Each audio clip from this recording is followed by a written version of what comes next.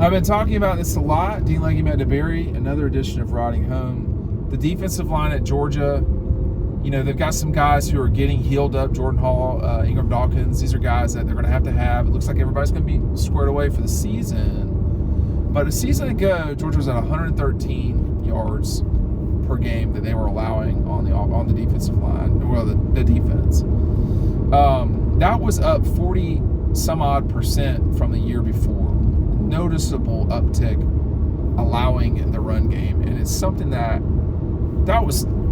hurt them at times. Missouri, obviously Auburn is hard to tell. Georgia Tech, Missouri, and then to some degree Alabama. Alabama ran it enough to where they were successful when they needed to run. So what is the future of this group? Because it's a good group, but there's just, beyond Williams, there's no first-round draft pick. There's no, Jordan Davison walking through there. Same thing with, all these guys have played at Georgia, have been so good. They're not there, Matt. Like, how do they get this to where they need it to be? You got Nazir, you've got Jordan Hall, what has to happen? Well, I think you'd like some of the linebackers to be those alphas. Jalen Walker's led the team in sacks, I think, last year and maybe the year before. Can he be more than that? Can he be an every down guy? I think he's talented enough to do so, but maybe Damon Wilson off the edge to make things easier for Michael Williams. But on the interior, Warren Brinson is not Devontae Wyatt or Jordan Davis. Right. Neither is Nazir. I don't think you've got those kind of freaks. That's the worry. You don't have freaks, right? Yeah. Can't you win without freaks? Mike Hill could be a freak. I think Jordan Hall, when healthy, has the potential, but this is just year 2. Jamal Jarrett is massive. If he can be anywhere close to Jordan Davis, that's the guy they recruited him to be. They said, we need the next Jordan Davis. We want it to be you. He bought in. And he's a big kid. And if he can get better, he has the potential to clog those running lanes and make that same type of impact. Just eat space, right? And be a menace on those key 3rd and 1s, 4th and 1s, especially late in games, and hold up. And help on special teams. How many defensive linemen have blocked kicks over the years? You want these big athletes who can help you in that area as well. So guys need to step up. But Michael Williams is a guy that could play on the interior, but could play outside linebacker. He's turned into a super versatile guy at like 270. Yeah, he's probably 270, 275. Maybe play close to 280 by the end of his career. The length. Yeah. And his best football is still to come. But if a guy like Jalen Walker can continue to improve, because he is getting better and better, and he is probably the best pure pass rusher on the team. Over Williams. In a way, I think he's been more productive, at least. So you can make the argument for him to be, but I think if Damon Wilson can become the 5-star they recruited him to be as well at outside linebacker and fight off Gabe Harris, who's really good, and you've got more guys on the edge. And Isaiah Gibson, the 5-star they have signed, I think could be the real deal. I think you might go watch him play at some point to start the season. But as far as this team goes, the interior, I don't want to say it's a problem because it's probably still one of the best interior groups in the SEC. But we have to compare it to the other guys because those are the guys that led them to championships and were just here a few years ago and were so good. So the issue in 2023 was that was the worst run defense that they've had since, I think, 2018. They've been either number 1 or 2 in the country in run defense every single season except in 2023. You have to go back, I said 18, it might have been 19, but it's a slew of years. And so I think it was 18, but going off memory. But that's irrelevant as it relates to the problem. And it's something that Kirby talked about, this is not, I don't know what the term was that he used, but it's not good enough. It's when they played Ohio State, they slowed them down at a minimum running the ball. I don't remember if Ohio State had 100 yards. They didn't have much more than 120, whatever it was, because it was Stroud that was so much trouble that night. But Kirby, it seems to me, has always been able to take away one of the two. The only program that I think he's not done that against consistently is Alabama. And the night that they won the national championship, of course, they did. Alabama could not run at all that night. So it's so important in football, you know. It's when you cannot run and you're looking at 2nd and 9. I wonder what percentage of teams convert 2nd and 9 into first downs on that drive. Yeah. You can't do it the whole night. Yeah, and do they have enough size? Georgia? Yeah, do they have a 340-pound... I mean, Jamal Jarrett might be their biggest. But they have the guys in terms of... But they don't have Jordan Davis, you know, Jalen Carter. Those guys. Like, they don't have a Nolan Smith. Right. Mike Hill is as close to Trayvon Walker maybe as you'll find as far as guys in that. Well, if you have something approaching Trayvon Walker, I think Michael Williams approaches him and could have that type of year. But I expect him to leave after this year. I expect Starks to as well. But and Smell, so they'll lose a lot. This could be a really, really good defense. I think a lot because of the veteran presence that they have, not only on the defensive line, but Small brings a lot at inside linebacker. Jalen Walker brings some from the linebacker group. Malachi Starks has been around for a while. Dan Jackson's been around for a while. Hey, they've got players. Yeah. I'm only talking about that front group, like, because we skipped over Ingram Dawkins. He didn't play a ton this past season. Well, let's talk about the guys they'll have to go against in the run game. Ole Miss they lost their running back to Ohio State. Who's going to have the best run game? Probably Alabama, you would think. Or Auburn, like strictly running the football, and you're not worried about anything else. It probably maybe Texas. Auburn. Oh, Texas, yes, you would think. Like, the physicality of Alabama and Texas would be your biggest concern coming into the season, I guess.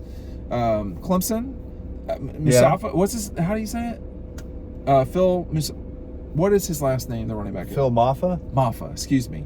Yeah. He can run now. Yeah. But I just don't know if he's going to have space to run. My worry for that offensive line. I was just going to say, my worry for the Clemson offensive line is they're going to get their lunch eaten the whole day. They cannot rely. They don't have playmakers on the outside. That running back is a good running back, but you cannot do it by yourself if you're a running back. Texas, Bama. I mean, Bama will match Georgia's physicality. That will be a very difficult game for them to win. They're a 4.5-point favorite, Georgia, on the road at Alabama. That's going to be a tough game to win. Texas, Georgia's a 1.5-point favorite to win that game. That's still going to be a tough game to win for them. There's a lot of fights. There's going to be a lot of four-quarter games this year, more than we've seen in the past when, again, I'm writing up my notes for halftime, turning it into half a story because the game's over. It's going to be really tough this year. Even at home against Tennessee could be closer than it normally is. Yeah. Auburn could be a game, a home game that people aren't talking about maybe as much as far as the tougher games go, where they really bring it and test Georgia for 4 quarters. So there could be a lot of closer games than we've seen in quite some time. Do you think... So Kirby Smart, I'm not sure if there's a better defensive mind in college football now than Kirby. He sees this. Like, how can they scheme to where the run game is better? I mean, do you lean on the linebackers more? I mean, it's hard to lean on the linebackers if the D-line is not quite jamming things to it. It's gap assignment, so they still have to do their jobs. And when was the last time you saw Georgia getting blown off the ball? Did Alabama blow them off the ball? Alabama beat them. In instances, they didn't run through Georgia. The last team to run through Georgia. LSU or Texas? In a way, I guess I'm thinking West Virginia, or Georgia Tech, way back. But they haven't. Florida in 2014. Yes. Ran through them. Yes, they threw it 6 times. Treon Harris was the quarterback. Treon Harris? Treon something? I don't know. It doesn't matter. Will threw the ball 6 times that day. He should have thrown it 0 times that day. But under Kirby... Treon Harris. Treon? Right? It was Harris for sure. Treon or Treon? Georgia Tech, I think, did a good job of running on them in Generally 16. speaking. Yes. Yeah. Yes. But Last it's year, not a lot of. Tech ran well against Georgia last. Missouri ran well against Georgia last year. Tennessee had one nice run. They had one nice run against Georgia last year. It's the only one I can remember. Your sarcasm is palpable. I think they've got to figure this out some way. And, you know, I'm certainly not qualified to say what that would be. But, look, Nazir is a really good player, I think. And you've got him and Brinson. But it cannot just be those two. You're going to have Hall. You're going to have Ingram Dawkins. You're going to have, I'm forgetting guys. Bell. Dylan Bell can help you at running back. That guy is really good. He's on the really defensive good. line, you're going to put I Dylan thought you were Bell talking on the about something defensive else. I line? thought you were talking about someone else.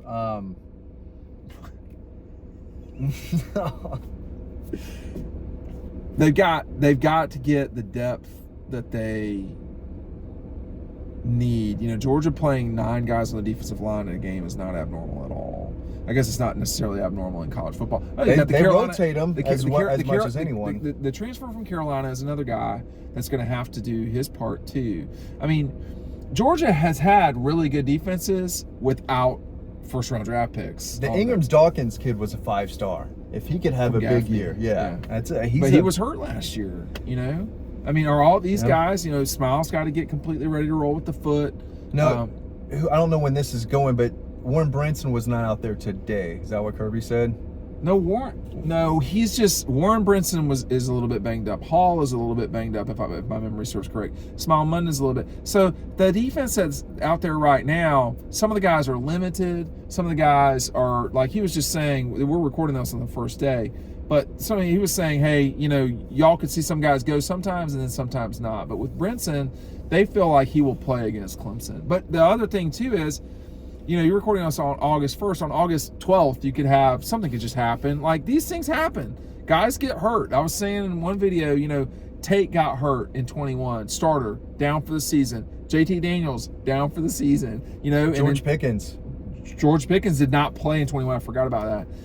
In 22, you lost Nolan Smith. I mean, like, you're going to lose really good players during seasons. Adam Anderson. So you're going to lose players during seasons. Some of those guys we mentioned were spectacular players. Nolan Smith was a first-round draft pick, for God's sake. So, and you just have to be ready to go. Georgia's always been prepared for that. What I'm saying is, and Clemson will be as a guide. I don't think if they slam the door shut on Clemson, I don't think that's like, oh, we got to figure it out. Yeah, I think we'll learn a lot. We're not going to come out of the Clemson game saying, oh, we know this team. We're still going to learn, but we're going to learn a lot about them in a way, too, if that makes sense.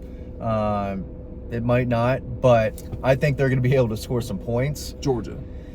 Right now, I'm thinking like a 31-14 type of game. I don't think – I want to give Clemson's defense credit. We can talk more about this leading up to the game.